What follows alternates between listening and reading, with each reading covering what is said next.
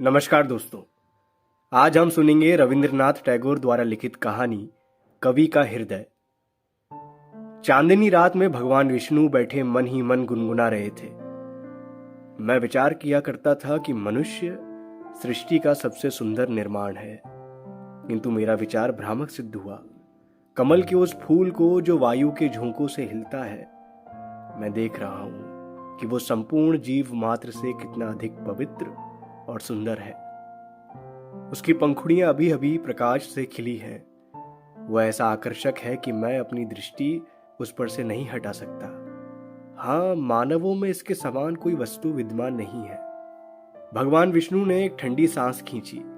उसके एक क्षण पश्चात सोचने लगे, आखिर किस प्रकार मुझको अपनी शक्ति से एक नवीन अस्तित्व उत्पन्न करना चाहिए, जो मनुष्यों में ऐसा हो जैसा कि फूलों में कमल है, जो आकाश और पृथ्वी दोनों के लिए सुख तथा प्रसन्नता का कारण बने। ए कमल, तू एक सुंदर युवती के रूप में परिवर्तित हो जा और मेरे सामने खड़ा हो। जल में एक हल्की सी लहर उत्पन्न हुई, जैसे कृष्ण चिड़िया के पंखों से प्रकट होती है। रात अधिक प्रकाशमान हो गई। चंद्रमा पूरे प्रकाश के साथ चमकने लगा, परंतु कुछ समय पश्चात सहसा सा मौन रह गए। जादू पूरा हो गया। भगवान के सम्मुख कमल मानवी रूप में खड़ा था। वह ऐसा सुंदर रूप था कि स्वयं देवता को भी देखकर आश्चर्य हुआ।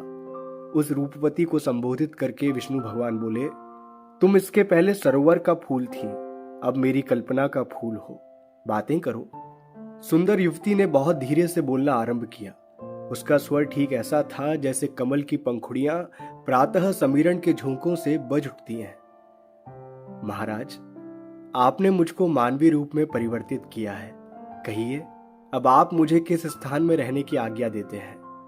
महाराज, पहले मैं पुष्प थी तो वायु के थपेड़ों से डरा करती थी और अपनी पंखुड़ियां बंद कर लेती थी। मैं वर्षा और आंधी से भय मानती थी। बिजली और उसकी कड़क से मेरे हृदय को डर लगता था। मैं सूर्य की जलाने वाली किरणों से डरा करती थी। आपने मुझको कमल से इस अवस्था में बदला है, अतः मेरी पहले सी प्रकृति है। मैं पृथ्वी से और जो कुछ उस पर विद्यमान है उससे डरती हूं। फिर आज्ञा दीजिए, मुझे कहाँ रहना चाहिए? विष्णु ने तारों की ओर दृष्टि की। एक क्षण तक कुछ सोचा, उसके बाद पूछा, क्या तुम नागराज के शिखरों पर रहना चाहती हो? नहीं महाराज, वहां बर्फ है और मैं शीत से डरती हूं। अच्छा, मैं सरोवर की तह में तुम्हारे लिए शीशे का महल बनवा दूंगा। जल की गहराइयों में सर्प और भयावह जंतु रहते हैं महाराज, इसलिए मुझे डर लगता है। तो क्या तुमको सुनसान उजाड़ स्थान रुचिकर है? नहीं महाराज, वन की तूफानी समीर और दामिनी की भयावनी कड़क को मैं किस प्रकार सहन कर सकती हूं? तो फिर तुम्हारे लिए कौन सा स्थान निश्चित किया जाए? हाँ, अजंता की गुफाओं में साधु रहते हैं। क्या तुम सबसे अलग किसी गुफा में रहना चाहती हो? महाराज, वहां बहुत अंधेरा है और मुझे बहुत डर लगता है। भगवान विष्णु घुटने के नीचे हाथ रखकर एक पत्थर पर बैठ गए। उनके सामने वही सुंदरी सहमी हुई खड़ी थी।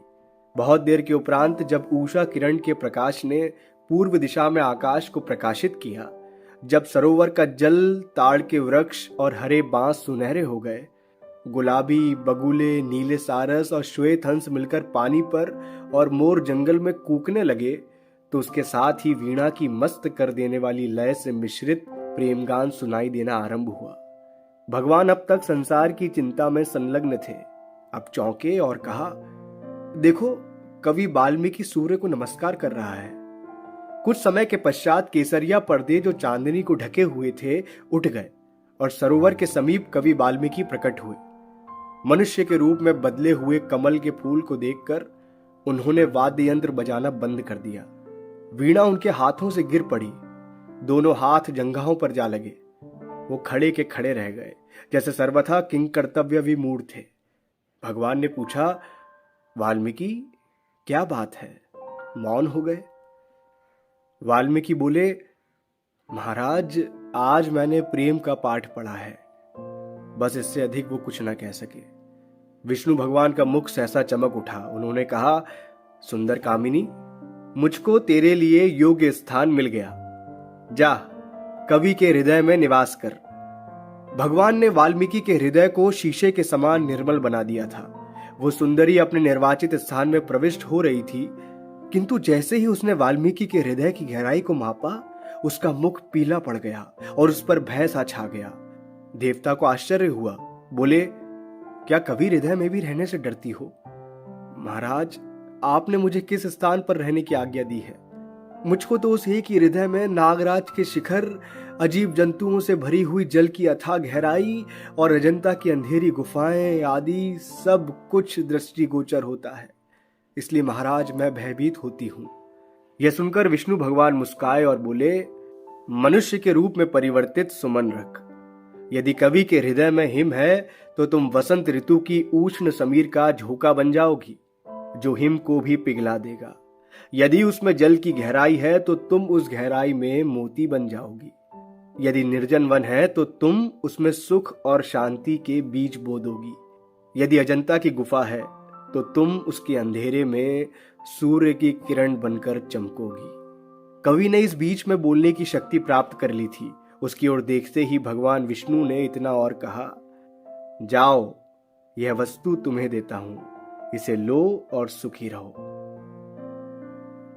तो दोस्तों, ये कहानी थी कवि का हृदय, जिसके लेखक थे रविंद्रनाथ टैगोर। धन्यवाद।